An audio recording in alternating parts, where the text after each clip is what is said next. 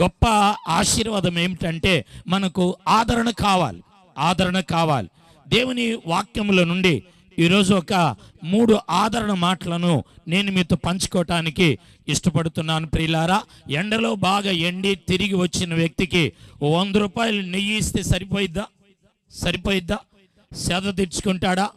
ఆదరింపబడతాడా? ఏమండి, ఒకవేళ ప్రియులారా రోగి అయి ఉన్నాడు, అనారోగ్యంతో ఉన్నాడు, డబ్బుల వల్ల మందుల వల్ల ప్రియులారా అతనికి స్వస్థత కలగదు.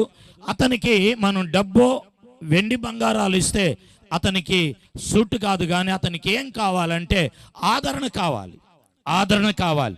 ఈరోజు ప్రియులారా మానవునికి కావాల్సింది ఏంటంటే ప్రాముఖ్యంగా డబ్బు కన్నా, వెండి బంగారాల కన్నా, ఏమండి సహవాసానికన్నా ఆదరణ చాలా అవసరమై ఉన్నది. ఈ రోజుల్లో చాలామంది ఆదరణ కలిగి లేరు, ఆదరించుకోవటం లేదు. కానీ ఒకరి మీద ఒకరు ప్రియులారా వ్యతిరేకమైన మాటలు, వ్యతిరేకమైన పోరాటాలు, ఒకరిని ఒకరు కించపరుచుకోవటము, ఒకరిని ఒకరు ప్రియులారా అవమానపరుచుకోవటము, ఒకరి మీద ఒకరికి నింద ఆరోపణలు మోపుకుంటా ఉన్నారు. మన ఆంధ్ర రాష్ట్రంలో ఎక్కువగా నేను వినేది ఎక్కువ రాష్ట్రాలు తిరుగుతాను, కానీ ఆంధ్ర రాష్ట్రంలో ఎక్కువగా నేను ఆయా ప్రాంతాలు మారుమూర వెళ్తే ఎక్కువగా ఒకరికొకరు సమాధానము, ఒకరికొకరు ఆదరణగా ఉండని ప్రాంతము ఎవరంటే ప్రియులారా దైవ సేవకులు ఒకరికొకరు ప్రేమగా ఉండరు, ఒకరికొకరు ఆదరణగా ఉండరు, ఒకరికొకరు ప్రియులారా సమాధానంగా కూడా ఉండరు. చూడండి, ఈ వీధిలో కుక్కలు కొన్ని ఉంటాయి, వేరే వీధిలో నుండి వస్తే ఈ కుక్కలు ఒప్పుకుంటాయండి. ఓ కాకి ఏం చేసిద్దంటే ఎక్కడో అన్నం మెతుకులు కనబడితే అన్నం మెతుకు ఒక కాకే చూసిద్దండి. ముందు బాగా కనిపెట్టండి మీరు కావాలంటే.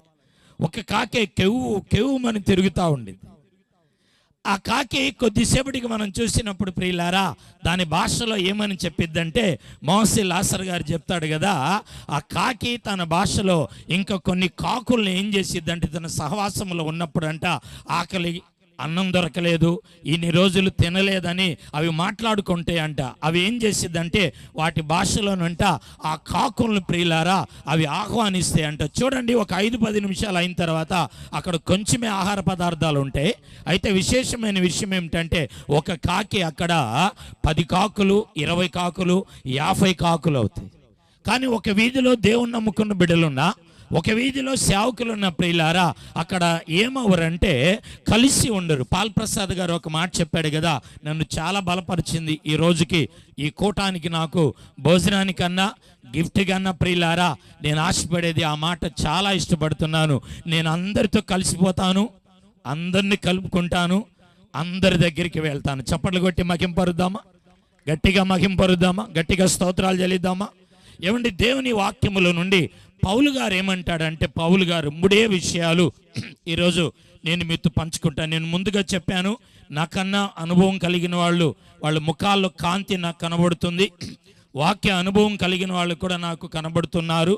అయినప్పటికీ కూడా కాపరిగా, స్పీకర్గా పిలువబడ్డాను కాబట్టి ఈరోజు ఈ సభను ఉద్దేశించి నా బాడీ కండిషన్ బట్టి నిదానంగా క్లుప్తంగా 3 విషయాలు జ్ఞాపకం చేస్తాను. పౌలు గారు ప్రియులారా ముందు కొరింథీయులకు రాసిన పత్రికలో ఒక మాట రాశాడు, ఒక పత్రిక రాశాడు. అయితే 2వ పత్రిక వచ్చి ఏమంటాడంటే 1వ అధ్యాయంలో 3వ వచనాన్ని చదువుకుందాం. 3వ వచనాన్ని చదువుదాం. కనికరము చూపు తండ్రి సమస్తమైన ఆదరణను అనుగ్రహించు దేవుడు మన ప్రభు అయిన యేసుక్రీస్తు తండ్రినైన దేవుడు స్తుతింపబడునుగాక. పరిశుద్ధుడా, ఈ చిన్న మాటను ఎత్తిపట్టి ఉన్నాను, మీరు నీరు పెట్టండి, ప్రజల్లో ఫలింపునివ్వు. ఈరోజు వారి ముఖాలు చూస్తున్నాను, వారి శరీరాలు చూస్తున్నాను ప్రభువా. వారి హృదయంలో ఉన్న వేదన, నిరాశ, నిస్పృహ, అవసరము, కష్టాన్ని మీరు ఎరిగారు. ఈరోజు ఎత్తబడుతున్న ఈ మాటను ప్రభువా వారికి 30, 60, 100 ఫలింపును దయచేయి, అభివృద్ధిని కలుగుచేయి. ఎవరు ఎలాంటి స్థితిగతులతో వచ్చారో ఈరోజు తిరిగి వెళ్ళేటప్పుడు ఒక గొప్ప ఆశీర్వాదంతో మీరు నడిపించి ద్వారం తెరువు. యేసయ్య ఆదరణ ప్రార్థన సహవాసం వారు ఈ 9వ సంవత్సరం అయ్యా ఆదరింపబడటానికి నీ మహాకృపను దయచేసి నన్ను బలపరచమని యేసు నామమున ప్రార్థించి అడిగి పొందుకొని ఉన్నాము తండ్రి, ఆమేన్. ప్రియులారా, బైబిల్లో పౌలు గారు ఈ 2వ కొరింథీలో రాసిన పత్రికలు అంటాడు కదా, తిమోతిను కలుపుకొని, తిమోతి పౌలు గారు ఈ ఉత్తరాన్ని రాస్తూ వారు చెప్తున్న మాట ఏమిటంటే, సమస్త ఆదరణతో ఆదరిస్తున్న దేవునికే అన్నాడు. గట్టిగా స్తోత్రం చెల్లిద్దాం. అంటే దేవుడు ప్రియులారా, మనిషి అయితే ఒక్క ఆదరణే అందిస్తాడు, మానవుడైతే ఒక్క సహాయమే చేయగలుగుతాడు. దేవుని గురించి పౌలు గారు చెప్పే ఈ గొప్ప మాట ఏమిటంటే, బైబిల్లో మన దేవుడు సమస్త ఆదరణతో ఆదరించు దేవుడు అన్నాడు. గట్టిగా స్తోత్రం చెల్లిద్దామండి. ఆమేన్, హల్లెలూయా. ఈ రాత్రి ఈ నా మాటలు వింటున్న దేవుని బిడలారా, ఒకవేళ సుదూర ప్రాంతంలో ఎక్కడ నుండి ఈ శబ్దం ద్వారా మీరు వింటూ ఉన్నారో, లైవ్ ద్వారా కానీ ఈ రికార్డింగ్ ద్వారా కానీ, ఒకవేళ ఈ సంఘస్థులు ఈ రాత్రి నా మాటలు వింటున్న వారితో ఈ రాత్రి నా దేవుడు చెప్పే ఒక చిన్న అంశం ఏమిటంటే, ఈ రాత్రి ప్రభు అయిన యేసుక్రీస్తు వారు మనలను ఆదరించే దేవుడై ఉన్నాడు. ఆదరించే దేవుడు, ఆదుకునే దేవుడు. 8 సంవత్సరాలు ఆదరించాడు, ఆదుకున్నాడు. 9వ సంవత్సరంలో కూడా ఆదుకొని ప్రియులారా ఆదరిస్తాడు. ఎప్పుడు పాల్ ప్రసాద్ గారు అద్దిల్లు, చెన్నెల్లు, కొద్దిల్లు, బాగానే మాట్లాడుతున్నాను తెలుగు, అద్దిల్లు, చిన్నిల్లు, కొద్దిల్లు బాగా నేర్చుకుంటున్నాను మీ మధ్యకి వచ్చి. అద్దిల్లు, చిన్నిల్లు, కొద్దిల్లు అంటున్నాడు. నేనంటాను, పౌలు గారు ప్రియులారా 6 సంవత్సరాలు 6 మాసాలు అద్దింట్లో ప్రార్థన జరిపాడు. ఆయన రెంట్ ఇల్లు తీసుకొని ప్రియులారా ప్రార్థన జరిపారు. పెద్ద మందిరాలు అవసరం లేదు, పెద్ద ప్రియులారా మనకి బిల్డింగ్లు అవసరం లేదు. ఆత్మలు సంపాదించి, ఆత్మలు సమకూర్చబడి, వాక్యములో రాయబడింది. ఈ రోజుల్లో చాలామంది ప్రజలు కూడా ఏం చేస్తున్నారంటే, పెద్ద మందిరం కావాలి, సూటు బూటు వేసుకున్న సేవకుడు కావాలి. ఏమండి, వాక్యం ఏమంటుందంటే ఉండాలి, కాదనట్లేదు, ఉండాలి ప్రియులారా. నేను కూడా ఒక చిన్న మందిరమే కట్టాను. ముందు అద్దిల్లు, తర్వాత చిన్న మందిరం, ఏమండి ఆ తర్వాత ఇంకో కొంచెం పెద్ద మందిరం 60 కాలనీలో, ఇప్పుడు హైవేలో కేసరాజుగుంటలో ఇంకా చాలా పెద్ద మందిరం అలాగా కట్టడం జరిగింది. కట్టాలి, కాదనట్లా. ముందు ప్రియులారా మనం చూడాల్సింది, ఏర్పాటు చేయాల్సింది ఏంటంటే, కొద్ది కొద్దిగా దేవుని వాక్యములు ఏం చేయాలంటే క్రమక్రమముగా అని రాయబడింది. ఇస్సాకు ఆ సంవత్సరము విత్తనము వేసి ఏమయ్యాడంటే క్రమక్రమముగా వర్ధిల్లాడు. స్తోత్రం చెల్లిద్దాం. ఒక్కసారే కాదండి, క్రమక్రమముగా. ఈయనైతే 8-9 సంవత్సరాలు, నేనైతే 25-28 సంవత్సరాలండి కష్టపడితే క్రమక్రమముగా వాక్యం అనేది, ఎక్కడ 2-3 నా నామం పేరిట కూడి ఉంటారో వారి మధ్య నేను ఉంటాను. స్తోత్రం చెల్లిద్దామండి. పులి వెంకటరెడ్డి కాలనీలో యేసయ్య ఆదరణ ప్రార్థనా మందిరము కూడి ప్రార్థన చేస్తున్నారు ప్రియులారా. నా దేవుడు ఈ సంవత్సర కాలాల్లో ఆ సన్నిధిని, ఆ సహవాసాన్ని ఆయన ఆదరించాడు. ఆయన ఏం చేశాడండి?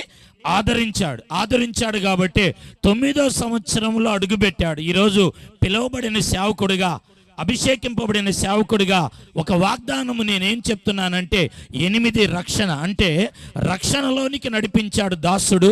9వ సంవత్సరం అంటే ఇది ఫలించే సంవత్సరం, అంటే ఫలాల పండగ. ఈ సేవ ఫలించునుగాక, ఈ సేవలో ఫలాలు చూచెదరుగాక. ఈ గలతీ 5:22 ప్రకారంగా ఈ 9వ సంవత్సరం ప్రియులారా పులి వెంకటరెడ్డి కాలనీలో పాల్ ప్రసాద్ గారు యేసయ్య ఆదరణ ప్రార్థన సహవాసము గొప్ప గలతీ 5:22 ప్రకారముగా ఆదరింపబడి ఉన్నది కాబట్టి అది ఫలించుదునుగాక. తప్పకుండా ఫలిస్తాం. ఎందుకంటే దేవుని యొక్క ఆదరణ ఉన్నప్పుడు, ఆత్మలను మనం ఆత్మలను ఏం చేసినప్పుడు రక్షించినప్పుడు, ఇంకా ఇక్కడ ఉన్న సేవకురాలు ఇంకా ఆత్మలను రక్షించి, చాలా మంది అంటారు కదా వీధిలో ఇన్ని మందిరాలు ఎందుకు అని. చెన్నైలో ఎంజి రామచంద్రరావు గారు ముఖ్యమంత్రి అయినప్పుడు ఆయన ఫస్ట్ తీసుకున్న నిర్ణయం ఏంటంటే, బ్రాందీ షాపుల దగ్గర సారా షాపులు, అప్పుడు సారా షాపులు, నాటు సారాలు ఉండే, సారా షాపు దగ్గర బోర్డు పెట్టించాడు. ఏం బోర్డు పెట్టించాడంటే, ఈ షాపులోకి వెళ్ళేవాడు ఇదిగో వల్లకాడు ఇటోని చూపించాడు. చెప్పాలి, ఈ షాపులోకి వెళ్ళేవాడు ఏమన్నాడండి, ఈ షాపులోకి వెళ్ళే ప్రతి వ్యక్తి ఇదిగో వల్లకాట్లోకి వెళ్ళాలి అంటే తమిళ్లో ఏంటంటే సుడిగోడు అంటే ఆ వీధిలో ఎన్నో బార్ షాపులు ఉంటాయి. వీధుల్లో ప్రియులారా తాగే వ్యక్తులు ఎంతోమంది ఉంటారు. వాళ్ళ జోలికి పోరు, లెక్క పెట్టడం కూడా లెక్క పెట్టరు. ఇంట్లో ఎంతమంది ఉన్నారు అంతమంది ఉన్నారని. వీధిలో ప్రియులారా ఊరకనే గొడవలు తెచ్చుకునేవాడు. ఇంటికి వస్తే దేనికి చెల్లుబాటు కాడు, మళ్ళా దేనికి చెల్లుబాటు. తల మీద రూపాయి పెడితే ప్రియులారా పనికిరారు, కానీ బయటకు వస్తే కాలర్లు ఎగరేస్తారు. వీళ్ళనే లెక్కలో పెట్టుకో మనం. ఈ వీధిలో ఎన్ని మందిరాలా, ఇంతమంది సేవకులా, ఎన్ని మందిరాలు ఉంటే అంత ఆదరణ. ఎంతమంది దేవుని సేవకులు ఉంటే, ఎంతమంది ఆధ్యాత్మికమైన లీడర్లు ఉంటే ప్రియులారా అంత ఆశీర్వాదం. వాక్యములో రాయబడుతుంది కదా, దేవుని సేవకులు సొలొమోను కట్టిన మందిరములో వారు నిలబడినప్పుడంట ఆ మందిరములో, ఆ స్థలములో, ఆ ప్రాంతములో దేవుని అభిషేకము, దేవుని ఆత్మ, దేవుని శక్తి అక్కడ దిగిందండి. వారు ఆ మహిమను చూడలేక, ఆ మహిమను వారు ప్రియులారా వారు నిలబడలేకపోయి ఉన్నారంట. ఈ ప్రాంతములో ఎన్ని మందిరాలు ఉన్నా, ఎంతమంది సేవకులున్నా, ఎంత అభిషేకం ఉంటే ప్రియులారా అంత దేవుని మహిమ దిగునుగాక, దేవుని అభిషేకము దిగునుగాక, దేవుని ఆశీర్వాదముతో నింపబడుదురుగాక. లెక్కలు పెడతారు ఎన్ని మందిరాలా ఇవ్వండి. నేనంటాను దేవుని వాక్యములో మొదటి దశలోనికి రాసిన పత్రిక 4:18 రిఫరెన్సులు చెప్తాను, ఎక్కువగా చదవద్దు అంటాడు కదా. ఈ మాటల చేత ఒకరిని ఒకరు మీరు ఆదరించుకోనండి అన్నాడు. చదవద్దులే. ఈ మాటల చేత ఏమన్నాడండి, ఒకరిని ఒకరు ఏమన్నాడంటే ఆదరించుకొనండి. ఈ మాటల చేత మీరు ఒకరినొకరు ఏమన్నారంటే ఆదరించుకొనండి. అంటే ప్రియులారా మనిషికి ఏమి అవసరం అంటే, దావీదు భక్తుడు కూడా అంటాడు దేవుని వాక్యములో ఏమంటాడంటే 23వ కీర్తన అనుకుంటాను, 23వ కీర్తన 4వ వచనంలో అంటాడు, నీ దుడ్డు కర్రయు నీ దండమును నన్ను ఆదరించును అంటాడు. నీ దుడ్డు కర్రయు. దావీదుకి చాలా ఉన్నది, ఆస్తి ఉన్నది, వెండి బంగారాలు ఉన్నాయి, సింహాసనం ఉన్నది. ఏమంటే మంచి యుద్ధ వీరుడు. ఇంకా నేను 3 విషయాల దగ్గరికి రాలేదు. దేవుడు ఆదరిస్తే ఎలాంటి ఆదరణ మనకు కలుగు చేస్తాడు, దేవుడు ఆదరిస్తే ఎలాగ దీవించబడతాం. దేవుడు 8వ నెల దేవుడు ఆదరించాడు. 9వ నెలలో ఈ సేవ, ఈ పరిచర్య, ఈ వార్షికోత్సవ పండుగ ఎలా ఆదరింపబడబోతుందో నేను జ్ఞాపకం చేస్తాను. అంటే ప్రియులారా దేవుని వాక్యములో దావీదు ఎక్కడికి వెళ్ళినా, బైబిల్లో రాయబడిద్ది కదా, ఎక్కడికి వెళ్ళినా, ఎక్కువ బైబిల్లోనే ఉంటాను, సమూయేలు ప్రవక్త రాస్తాడు కదా, దావీదు ఎక్కడికి వెళ్ళినా తిరుగు లేకుండా గెలిచాడంట. స్తోత్రం, గట్టిగా స్తోత్రం చెల్లిదా. ఏమంటే విజయము జయము ఎవరికైనా ఉంది అంటే అది ఒక క్రైస్తవుడికే, దేవుణ్ణి అంగీకరించిన దైవ సేవకుడికి, దేవుని బిడ్డలకు దేవుడు ఏమిచ్చేవాడంటే జయాన్ని ఇచ్చేవాడు. దావీదు శత్రువులు ఏం చేశారంటే అతనికి శత్రువులు కప్పం అంటే పన్ను చెల్లించారు. దావీదు జీవితంలో ప్రియులారా తిరుగు లేకుండా విజయాన్ని పొందినవాడు. వెండి బంగారాలు వాక్యములు మనం చూస్తే అతను అన్నాడు కదా, నీవిచ్చిన ధర్మశాస్త్రం ఏమన్నాడంటే వెండి బంగారముల కన్నా అవి కోరదగినవి, జుంటితేనే దారుల కన్నా అవి మేలిమైనవి అంటాడు. అంటే అర్థమైందంటే అతడు కోరుకున్నది దేవుని వాక్యాన్ని.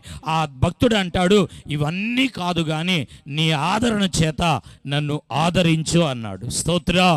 నా ప్రియ సహోదరి సహోదరులారా, ప్రాంత నివాసులారా, ఈరోజు ఒకవేళ నీ భర్త నిన్ను విడిచి, నీ భార్య నీకు దూరమై, నీ పిల్లలని మాట వినకుండా, ఒకవేళ నీకు సరైన ఆదరణ లేకుండా, నిరాశ నిస్పృహలతో ఒకవేళ కొట్టుమిట్టులాడుచు, అప్పులు రుణాల్లో చిక్కబడి మీ జీవితాల్లో అనుకున్నది సాధించలేకుండా మీరు మీ జీవితాల అస్థిరంగా మీరు ఉన్నట్లయితే ఈ రాత్రి నా దేవుడు అంటున్నాడు కదా, ఆయన మిమ్మలను ఆదరించునుగాక.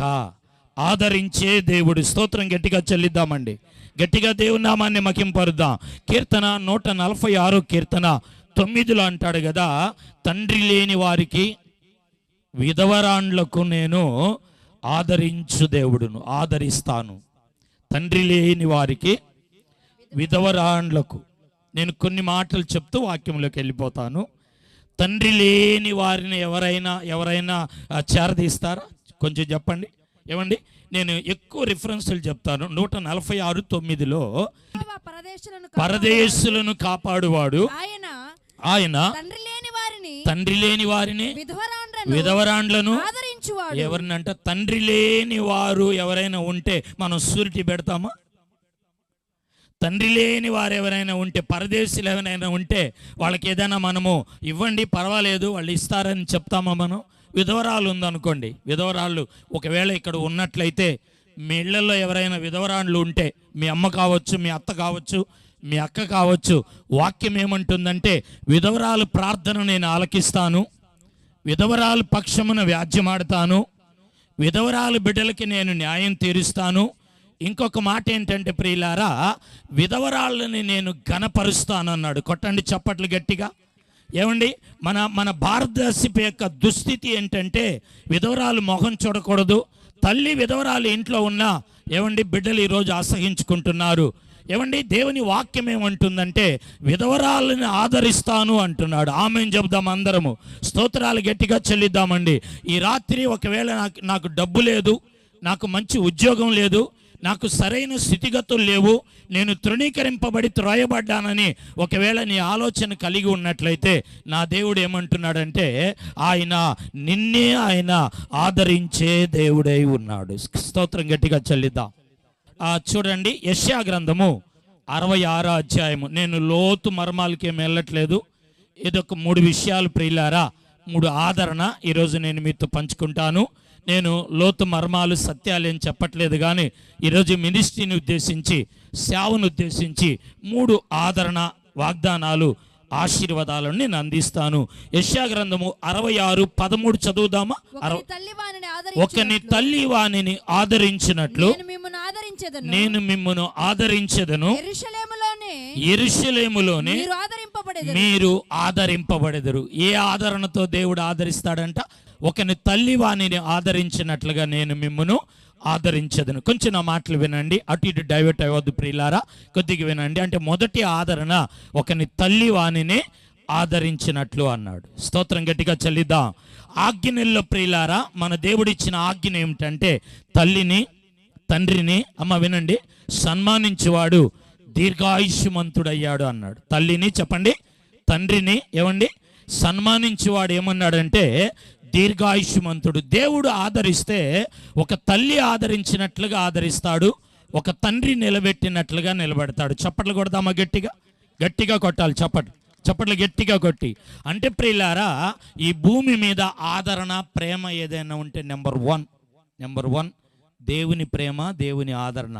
నెంబర్ 2 అంటే కల్మషం లేనిది తల్లి ఆదరణ, తల్లి ప్రేమ. 1 దేవుని ప్రేమ, దేవుని ఆదరణ, కల్మషము లేనిది, కల్తీ లేనిది. 2వది ప్రియులారా తల్లి ఆదరణ, తల్లి ప్రేమ.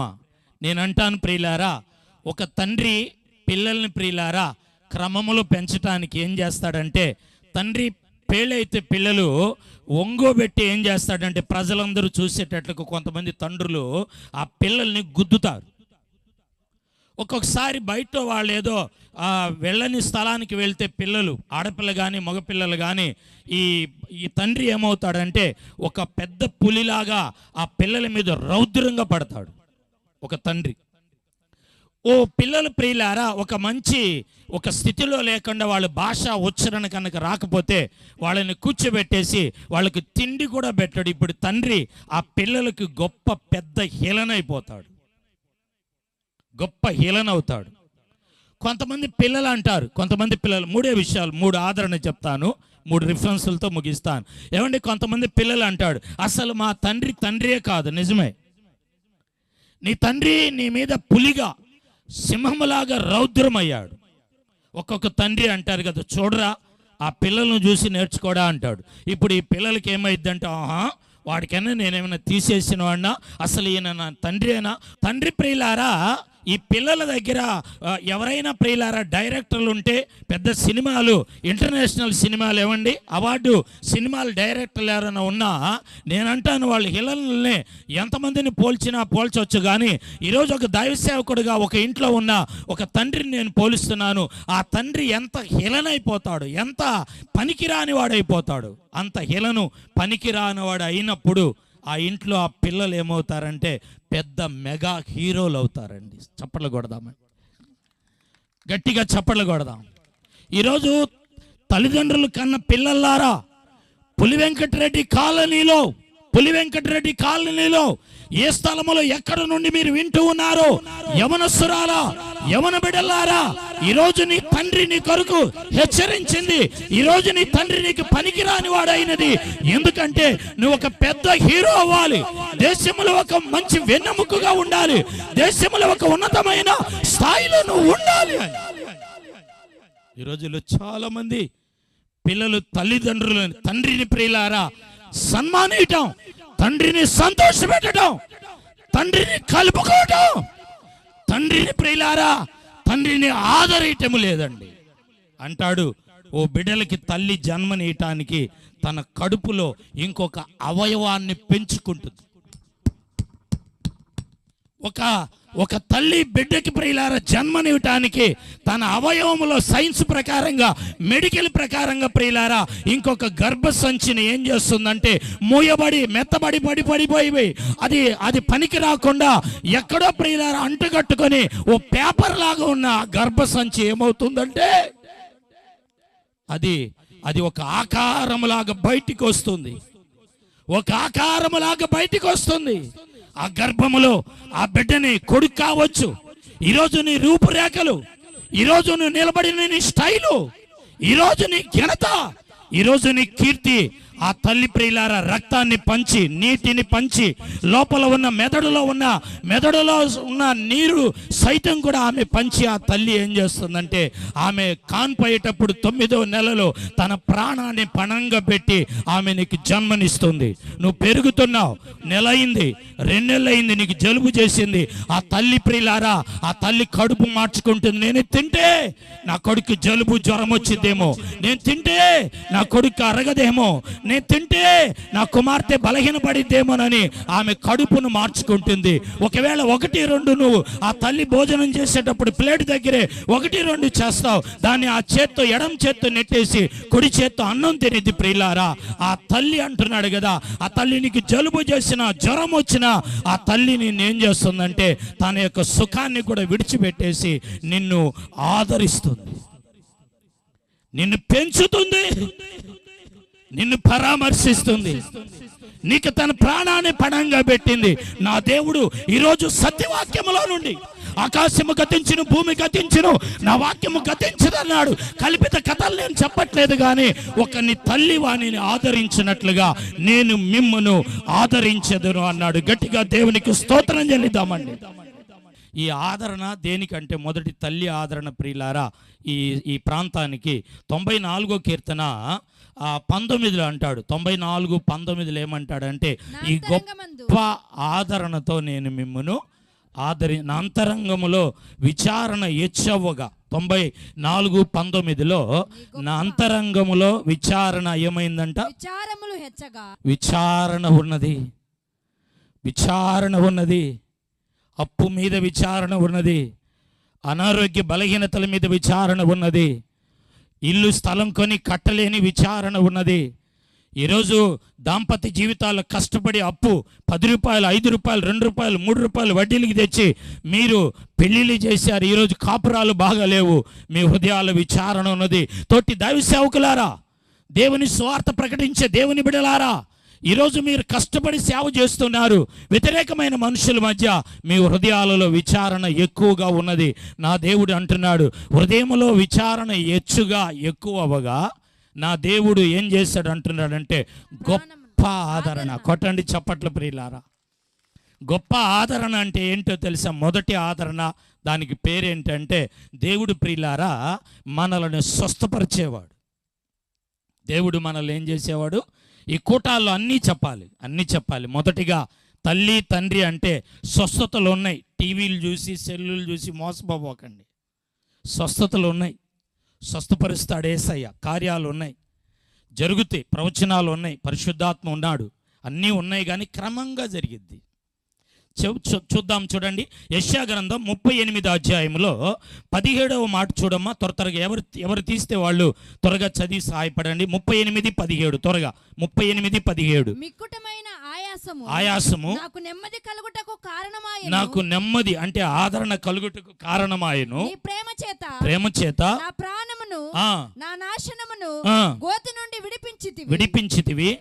నీ వీపు వెనుక తట్టు నా పాపములన్నీ నీవు పారవేసితివి. అంటే ప్రియులారా 38:17 దేవుడు ఏం చేశాడంటే స్వస్థపరిచాడు, బాగు చేశాడు. అదే 38:9 చదువు తల్లి. 38లో 9వ మాట చదవండి. లేదా హిజ్కియా రోగి అయి ఆరోగ్యము పొందిన తరువాత అతడు రచించినది అంటే ఆరోగ్యం ఇచ్చేశాడు, స్వస్థత కలిగింది. నేను ముందు చెప్పాల్సింది రిఫరెన్స్ వెనక చెప్పాను. ఇప్పుడు 38:17లో ఆ స్వస్థత రాగా అతనికి ఏం కలిగిందంటే నెమ్మది కలిగింది. అంతేనా? ఏమండి స్టీఫెన్ పాల్ గారు, అంతేనా? ఈ 38:9లో దేవుడు హిజ్కియాని బాగు చేశాడు, హిజ్కియాని స్వస్థపరిచాడు, హిజ్కియాకి ఆయుష్ని పొడిగించాడు. ఒకవేళ ఎవరైనా మరణిస్తారని చెప్పారేమో, ఒకవేళ మీరు బాగుపడరని చెప్పాడేమో, ఒకవేళ ప్రియులారా మీకు స్వస్థత కలగదని చెప్పి ఉన్నారేమో. ఈరోజు నా దేవుడు వాక్యముల నుండి ఏమంటున్నాడంటే మిమ్మల్ని బాగు చేస్తాడు, మిమ్మల్ని స్వస్థపరుస్తాడు, మిమ్మల్ని ప్రియులారా ఆయన ఆయుష్ను పొడిగిస్తాడు. గట్టిగా దేవునికి స్తోత్రం చెల్లిదా. ఒకవేళ ఇక్కడ కూర్చున్న వాళ్ళలో బాగులేకపోతే, అస్వస్థగా ఉంటే విశ్వాసం ఉంచండి, నా దేవుడు బాగు చేస్తాడు, నా దేవుడు స్వస్థపరుస్తాడు,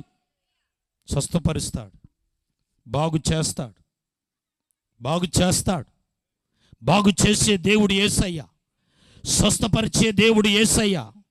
బాగు చేయటం, స్వస్థపరచటం అంటే అక్కడ ప్రవచనాలు చెప్తున్నారు, ఇక్కడ స్వస్థత ప్రార్థన ఉంది, అక్కడ ఆత్మ కలిగిన సేవకులు ఉన్నారు.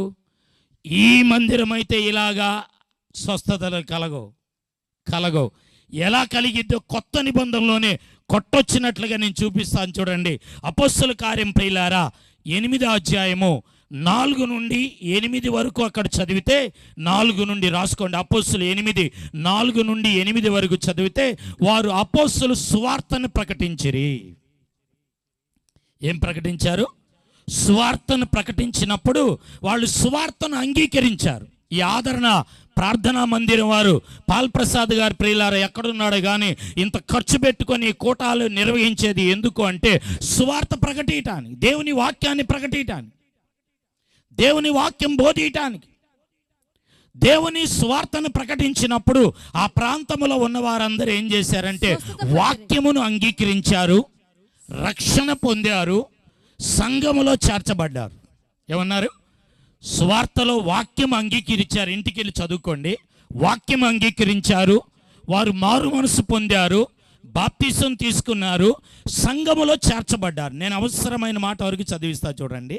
ఇప్పుడు చాలామంది సువార్తను అంగీకరించలేదు, వాక్యము అంగీకరించలేదు, ఏమండి మారు మనసు పొందట్లేదు, బాప్తిసం అస్సలు తీసుకోవట్లా. ఈ నపంసకుడు ధనాగార మంత్రి అండి, రథంలో యెరూషలేముకి వెళ్ళి ఆరాధన చేశాడు, రథంలో ఏమండి తిరిగాడు, వచ్చాడు. కానీ సువార్తను ఆ ఫిలిప్పు గారు సువార్త చెప్పిన తర్వాత ఆ యెషయా గ్రంథంలో వాక్యం అంగీకరించిన తర్వాత నీళ్ళు ఇక్కడ ఉన్నాయి, నాకు బాప్తిసం ఇస్తావని అడిగినప్పుడు బాప్తిసం ఇచ్చి ఇద్దరు ఒడ్డుకొచ్చేటప్పుడు అంట బాప్తిసం ఇచ్చిన వ్యక్తి, తీసుకున్న వ్యక్తి అక్కడ రాయబడింది ఏంటంటే సంతోషముతో ఇంటికి వెళ్ళారు. చప్పట్లు కొడతారా గట్టిగా? ఈరోజు నువ్వు బలపడలేదు, నీకు సంతోషం లేదంటే అర్థమైందంటే ముందు నువ్వు సువార్తను అంగీకరిలా. స్వస్థత కావాలి, ప్రవచనాలు కావాలి, ఏమండి వాక్యం అంగీకరిలా, సంఘములో చేర్చబడలా. ఆ రోజు అపోస్తలుల దగ్గర అందరూ చేర్చబడ్డారు. స్తోత్రం. అక్కడ రాయబడింది కదా. అప్పుడు ఆ 4 నుండి 8 వరకు ఆ కింద మాటల్లో దయ్యములు పట్టిన వారి విడుదల నొందారు, అనారోగ్యముతో ఉన్నవారు ఏమయ్యారంట? చదవమ్మా. దయ్యములు పట్టి ఉంది అక్కడ, పట్టిన అపవిత్రాత్మ కేకలు వేసి వారిని వదిలిపోయెను. అంటే దయ్యాలు కూడా ఉన్నాయండి. ఇప్పుడు సెల్లుల్లో దయ్యం పట్టిన వాళ్ళని చూపిస్తే దాన్ని ఏందో వ్యతిరేకంగా చూపిస్తున్నారు. కొన్ని దయ్యాలు ఉంటాయి. కొంతమంది ప్రార్థన చేస్తే పడిపోతారు, కొంతమంది పడిపోరు. ఇటీవలే ఒక ఆమె వస్తే ఆమెకు చెప్పానమ్మా, వచ్చే అమావాస్య వరకు నువ్వు మందిరానికి రా, ఆరాధన జరిగేటప్పుడు నిలబడి ఆత్మతో ఆరాధన జరిగేటప్పుడు నువ్వు కూడా ఆరాధన చేయి, నిలబడి ఆత్మతో. ఆరాధన వాక్యానికి ముందు ఆరాధన జరిగిద్ది. ఆరాధనలో నేను నిలబడు, వచ్చే అమావాస్య వరకు వస్తూ ఉండు. ఈ ఆరాధనలో నువ్వు ఆరాధనలో ఉండి ఆత్మతో నింపబడి పక్కన వాళ్ళ ఆత్మ ఏలి ఆత్మ ఎలీషాలోనికి, ఎలిజబెత్ది మరియమ్మలోనికి ఎలాగొచ్చిందో వాక్యమే నేను చెప్తుంది. ఫిలిప్పి ఇంట్లో కుమార్తెలు ఆత్మతో నింపబడి వాళ్ళు ప్రవచించారు. నా దగ్గర మంచి ప్రియులార సబ్జెక్టులు ఉన్నాయి, మీకు డౌట్ ఏదైనా వస్తే నేను చెప్తా అంటున్నాడు. అంటే నేను అన్నాను, ఆ నెల వచ్చే అమావాస్య వరకు రండి, మీరు దేవుడు విడుదలిస్తాడన్న. అంతకుముందు ఇంకొక సహోదరుడు వచ్చారు, ఊరక అలా చేయబెట్టగానే పోయింది. ఇప్పుడు కొత్త నిబంధనగా నేను చూపించింది అపొస్తలుల గారు, లూకా గారు. అపవిత్రతలు పట్టిన వారు కేకలు పెట్టి వెళ్ళిపోయారు. వాళ్ళలో రోగులైన వారు ఏమయ్యారంటే అందరు చెప్పండి, స్వస్థత పొందిరు. స్వస్థతలు ఉన్నాయి. సువార్తను అంగీకరిస్తే, మారు మనసు పొందితే, సంఘములో చేర్చబడితే నీకు ఎలాంటి రోగమైనా డాక్టర్ ఏ సర్టిఫికెట్ ఇచ్చినా నా దేవుడు ఇచ్చే సర్టిఫికెట్ ఏమిటంటే బాగు చేస్తాడు, స్వస్థపరుస్తాడు. చప్పట్లు గట్టిగా కొడదామండి. రెండవ ఆదరణ రూతు గ్రంథం 2వ అధ్యాయం 13వ వచనం. త్వరగా రూతు గ్రంథం రెండవ ఆదరణ. రూతు గ్రంథం 2వ అధ్యాయంలో 13వ వచనాన్ని చదువుదాం. అందుకు ఆమె, నా ఏలినవాడా, నీ పనికత్తెలలో ఒకదానను నీవు నన్ను ఆదరించి, ఏమండి, నా పనికత్తెలలో ఒకదానవు నువ్వు కాకపోయినను నీవు నన్ను ఆదరించి నీ దాసురాలునగు నాయందు ప్రేమ కలిగి మాట్లాడితివి గనుక. గట్టిగా స్తోత్రం చెల్లిద్దామండి. గట్టిగా చెల్లిద్దామండి. ఆ కుర్చీలో కూర్చున్న వాళ్ళు ఒకసారి చప్పట్లు కొట్టి మగింపరుద్దామా? గట్టిగా మగింపరుద్దామా? స్తోత్రం చెల్లిద్దామా? గట్టిగా స్తోత్రాలు చెల్లిద్దాం. పాటలు పాడి ఉద్యోగపరచడానికి టైం లేదు. నాకు కనీసం ప్రియులారా 8:30కి ఇచ్చి ఉంటే బాగుండేది, 10 గంటలకు ముగించేవాడిని. అంటే బైబిల్లో చూస్తున్నాం కదా, రూతు ఓ భర్త లేని విధవరాలు. ఈమె బెత్లెహేమి వాస్తవి కాదు, మోయాబురాలు ఈమె. ఈ బెత్లెహేంలో ఉన్న దేవుని గురించి కూడా ఏం తెలియదు ఈమెకి. ఈమె అత్త యొక్క జీవితాన్ని చూసి ఓ ప్రతిష్ఠిత చేసుకుంది. ఏమని చేసుకుందంటే రూతు 2:13 రెండవ ఆదరణ నేను చెప్పేది. ఏం చేసుకుందంటే, అయ్యా అమ్మా, నీ ప్రవర్తన నీ క్రియలు మేము చూసాం, మా దగ్గర ఉన్నప్పుడు నీ దేవుని గురించి నీ దేశాన్ని గురించి చెప్పడం నేను విన్నాను. అలాంటి మా ఏరియాలో మా భావన లేదు. చాలామంది ఏందోనండి ఈరోజు గుడ్డెద్దు చేలో పడినట్లుగా భక్తిలో ఉంటున్నారు. ఏమండి, ఈ భక్తి చాలా కులం మారుస్తున్నారు, మతం మారుస్తున్నారు, దాంట్లో దిగుతున్నారు, దీంట్లో దిగుతున్నారు అంటున్నారు. నేనంటాను, తాగుబోతు వాళ్ళని మార్చేది ఈ భక్తి, దొంగల్ని మార్చేది ఈ మార్గం, వ్యభిచారులను మార్చేది, స్వార్థపురాన్ని స్వార్థపురంగా మార్చేది ఈ యొక్క భక్తి విధానం.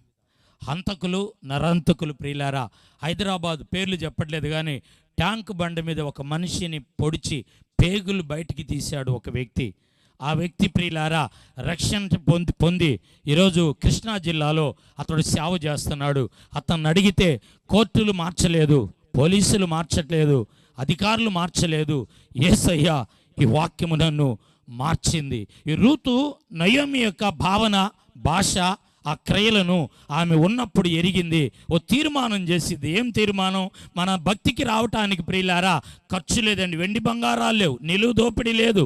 ఏమండి, నువ్వు బట్టలు ఇవ్వాల్సిన పని లేదు, నువ్వు అర్పణ సమర్పించాల్సిన పని లేదు. ఏమై ఉన్నదంటే ఒకే తీర్మానం, ఒక ప్రతిష్ఠత.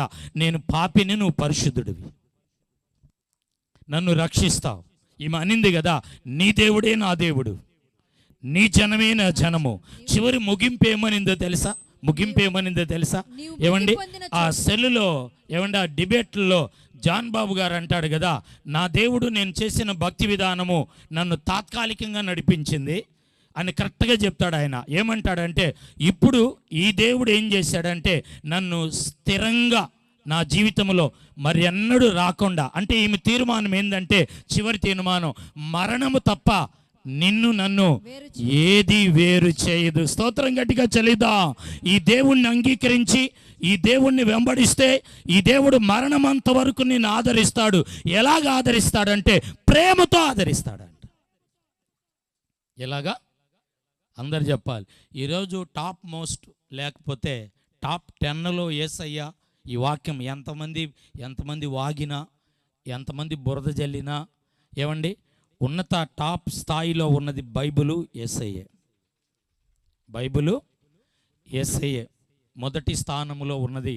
ఎవరు తీసినా, ఏ కోర్టులో పెట్టినా, ఎక్కడికి వెళ్ళినా బైబిల్. ఎందుకు తెలుసా? యేసయ్య ప్రియులారా, ఆయన ఆయుధము ప్రేమ. ప్రేమతో ఆదరించాడంట. ఆదరించినప్పుడు ఎలాంటి ఆశీర్వాదం వచ్చిందో తెలుసా? ఈ ఆదరణ, యేసయ్య ఆదరణ ప్రార్థన మందిరం, పాల్ప్రసాద్ లావణ్యమ్మలు ఇప్పుడు దేవుడి ప్రేమతో ఆదరిస్తున్నాడు. రూతమ్మకి అక్కడ చూడండి ప్రియులారా, ఒక అద్భుతమైన ఆశీర్వాదం ఏమై ఉన్నదంటే 2వ అధ్యాయము 9 చదువు తల్లి, త్వరగా చదవండి, నేను తీయటానికి టైం లేదు. వారు కోయి చేయు కనిపెట్టి, బోయాజ్ అంటాడు కదా 2:9, నేను చెప్పుకుంటూ వెళ్ళిపోతాను. ఈ రూతు ఎక్కడ ఉన్నదంటే పొలములో ఉన్నది, చేలోనే ఉన్నది. చెప్పండి, ఎక్కడ ఉంది? పొలములో, చేలో ఉంది. మనం ఎక్కడ ఉండాలి? పొలములో ఉండాలి, అంటే సంఘములో ఉండాలి. ఇప్పుడు పాల్ప్రసాద్ గారు సంస్థలో లేడు, అధికారుల దగ్గర లేదు, జీతం ఇచ్చే వాళ్ళ దగ్గర లేడు. ఎక్కడున్నాడంటే ఆత్మీయ సహవాసములు, అంటే యేసయ్య ఒడిలో ఉన్నాడు. ఇప్పుడు ఈమె ఆ పొలములో ఉన్నది. దేవుని వాక్యములో మనం చూచినప్పుడు ప్రియులారా, బైబిల్లో ఆ 2వ అధ్యాయము మనము ఆ 9లో చూడమ్మా, 15 చూడమ్మా, 15 చదవండి. లేకపోతే 2:9 కింద అక్కడ రాయబడిన మాట ఏంటంటే 8లోనూ 9లోనూ ఉండిద్ది కదా. బోయాజ్ అంటాడు, ఆమెతో అంటాడు కదా, ఏమంటాడంటే ప్రియులారా, ఆ పొలములో ఉన్నప్పుడు తీర్మానం చేసుకుని వెంబడించినప్పుడు, వినండి ఉండమ్మా, అంటే బోయాజు క్రీస్తుకు సాదృశ్యం. క్రీస్తుని పట్టుకున్నప్పుడు, సంఘములో ఉన్నప్పుడు, అక్కడ ఆమెతో అన్న మాట ఏంటంటే, ఆ మాట ఎక్కడ రాయబడింది చదువమ్మా. ఇక్కడ యవనస్తులు నేను ఆర్డర్ ఇచ్చాను, కుండలో నీళ్లు చెదిపెట్టి ఉన్నారు, నీకు దప్పికైనప్పుడు వెళ్ళి ఆ కుండలో దాహం తీర్చుకో అన్నాడు. ఏమన్నాడు? కుండలో దాహం తీర్చుకో అన్నాడు. 2వది 15-16లో ఏమన్నాడంటే ప్రియులారా, ఆమె పనలు ఏరుకుంటున్నప్పుడు ఆమె వెనక పిడికిలు పనలను ఆమె వెనక మీరు విడిచిపెట్టండి అన్నాడు. గట్టిగా స్తోత్రం చెల్లిద్దామా? ఇప్పుడు యేసయ్య రూతమ్మని ఆదరించేది ఎలాగంటే ప్రేమతో ఆదరిస్తున్నాడు. సంఘంలో చేర్చబడింది, సేవకుని దగ్గర ఉన్నది. అక్కడ 2 ఆశీర్వాదాలు ఏంటంటే, ఆమె కొరకు ప్రియులారా చేది ఉంచిన నీళ్లు అక్కడ ఉన్నాయి. చప్పట్లు గట్టిగా కొట్టి మాకేం పరుదామండి. పులి వెంకటరెడ్డి కాలనీ వాస్తవుల దగ్గర ఇక్కడ కూర్చొని దేవుని వాక్యాన్ని వింటున్నా దేవుని బిడలారా, రూతుకి ఎలాగైతే కుండలో నీళ్లు చేది పెట్టి ఉన్నాడో, ఈ రాత్రి ఈ సభలో, ఈ ఆదరణ ప్రార్థనా మందిరములో నా దేవుడు మీ కొరకు మీరు ఆశపడి ఎదురు చూస్తున్న మొండి సమస్య, మొండి కార్యాన్ని ఆయన చేది కుండలో దాచి ఉంచి ఉన్నాడు. రూతమ్మ వెళ్తున్నది, ఆ కుండలో ఉన్న నీళ్లను తాగుతుంది. ఈ పులి వెంకటరెడ్డి కాలనీ, ఈ సేవకుడు సేవకురాలకి నా దేవుడు కొండలో రూతుకి నీళ్లు ఎలాగ చేది పెట్టాడో, అలాగా మీ కుటుంబాల్లో ఏ మొండి వ్యతిరేకమైన ఏ సమస్య, ఏ కార్యం శాపంగా ఉన్నదో అది తొలగింపబడి నా దేవుడు కొండలో నీళ్లున్నట్లుగా నీ ఇంటిలో ఒక కార్యాన్ని దేవుడు నిలబెట్టునుగాక, నడిపించునుగాక. దప్పికొంటున్న ఆమె, ఆకలిగొంటున్న ఆమె, నిరాశగా ఉన్న ఆమె, నిస్ప్రియుల్లో ఉన్న ఆమె, భర్తను కోల్పోయిన ఆమె, అద్భుతమైన కుండ కనబడుతున్నది. ఆ కుండలో జీవజలం ఉన్నది.